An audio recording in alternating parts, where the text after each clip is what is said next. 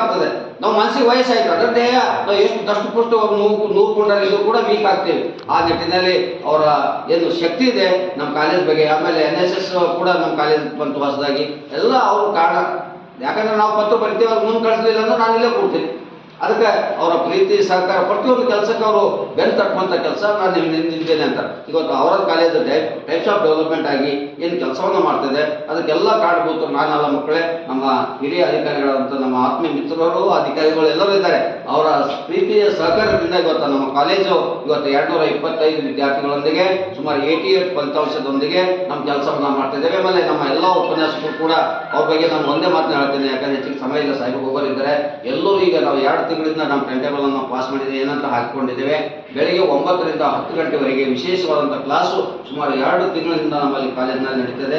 ನಾನು ಸ್ವಲ್ಪ ಲೇಟ್ ಬಂದರೂ ಕೂಡ ಅವರು ಎಲ್ಲರೂ ಅವರು ಸ್ವಯಂವಾಗಿ ಅವರು ಪಾಠವನ್ನು ಹೇಳ್ತಾ ಇದ್ದಾರೆ. ಹಾಗಾಗಿ ನಮ್ಮೆಲ್ಲ ಉಪನ್ಯಾಸಕರ ಬಗ್ಗೆ ಅದು ವಿಶೇಷತೆ. ನಮ್ಮ ಮಕ್ಕಳು ಕೂಡ ಎಲ್ಲ ಭಾಳ ನಮ್ಮ ಕಳ್ಕಳಿ ಮುದ್ದು ಮಕ್ಕಳು. ನಮ್ಗೆ ಅಂದ್ರೆ ಅವರಿಗೆ ಅನನ್ಯವಾದಂಥ ಸಂಬಂಧ ಇದೆ. ನಮ್ಗೆ ಎಲ್ಲ ಮಕ್ಕಳು ನಮಗೂತ ನಮ್ಮ ಜೊತೆ ಪ್ರೀತಿ ಪ್ರೇಮದಿಂದ ನಮ್ಮೂರು ಎಂಬ ಭಾವನೆಯನ್ನು ನಮ್ಮ ವಿದ್ಯಾರ್ಥಿಗಳ ಬಲ್ಲಿದೆ.